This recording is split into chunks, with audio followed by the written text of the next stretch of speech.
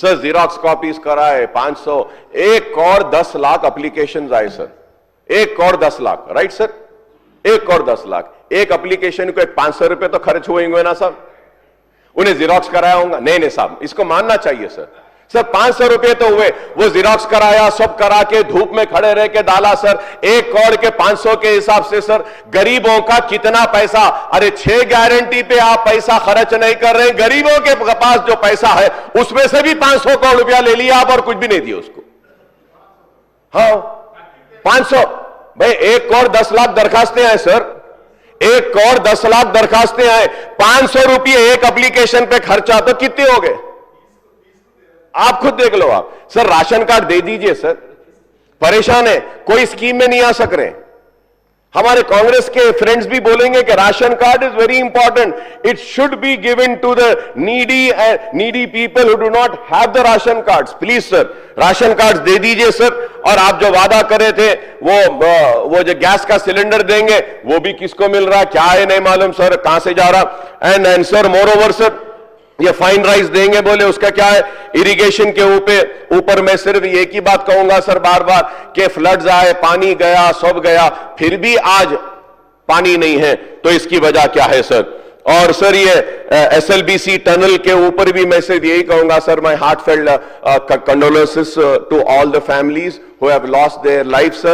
On behalf of me and my party sir, I extend my condolences to all the families over there sir. It is very important, इसलिए मैं बोलना चाह रहा था sir. And judicial probe इन कालेश्वरम आप बोले थे सर, और ऐलान भी करें, और 1 साल हो गया sir, it is been 1 year sir, a commission has been appointed.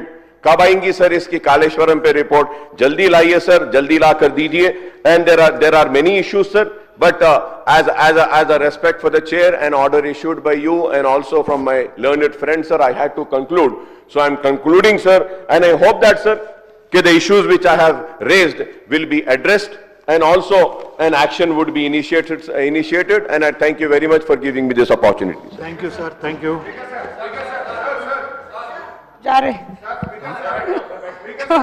Bhupat Reddy garu. Hello Adhyaksha. Bhupat Reddy garu please. ఇప్పుడేం పాయింట్ ఆఫ్ ఆర్డర్ ఉన్నది? అధ్యక్ష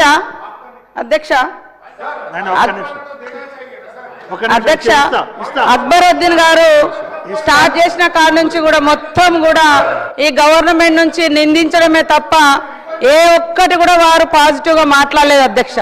నేను మాట్లాడింది వాళ్ళు 10 years లో ఇల్లు కట్టలేదు, ఇవ్వలేదు అని చెప్పిన. మీకు హిందీ రాదు, ఇంగ్లీష్ రాదు అంటే my mother tongue is Telugu sir, అందుకనే I'm unable to speak in English or Hindi. నేనేం తెలుగు పర్సన్, తెలుగులో పుట్టిన, ఎక్కడో గూడెంలో పుట్టిన దాన్ని, కాబట్టి నేను అర్థం చేసుకోలేకపోతే. నా ఇన్నర్ ఫీలింగ్ ఏంటంటే వాళ్ళు 10 సంవత్సరాల అధికారంలో ఉండి కూడా వాళ్ళు ఇల్లు లేయలేకపోయారు. 10 నెలలంటే ఈ రోజు అక్కడ వాటర్ కనెక్షన్ లేదు, ఎలక్ట్రిసిటీ లేదు, రోడ్స్ లేవు, అట్లాంటి ప్రాబ్లమ్స్ కూడా ఉన్నాయి. కాబట్టి కొద్దిగా ఆగడం జరిగిందని చెప్పిన దానికి ఆయన లాంగ్వేజ్ను కోట్ చేస్తారు అధ్యక్ష. ఇంకోటి ఏంటంటే వారు మాట్లాడిన దాంట్లో ఓకే, పోలీస్ డిపార్ట్మెంట్లో కొంతమంది వ్యక్తులు, తప్పుడు వ్యక్తులు ఉండొచ్చు, సెటిల్మెంట్లు చేయవచ్చు, ఎవరనొచ్చు, కానీ మొత్తం వ్యవస్థనే పనికిరాదన్నట్టుగా, వ్యవస్థనే కించపరిచే రకంగా మాట్లాడి మంచిగా పనిచేసేటువంటి అధికారుల యొక్క ఆత్మస్థైర్యం కూడా దెబ్బతీసే విధంగా వారి స్పీచ్ ఉంది. దయచేసి ఒకసారి రివ్యూ చేసుకోవాలని కోరుతా ఉన్నాం అధ్యక్ష. ఇవాళ 10 years నుంచి కూడా అనేక బిల్డింగ్స్ కట్టారు, ఎక్కడ కూడా సరైనటువంటి పర్మిషన్ లేకుండా కట్టేసారు.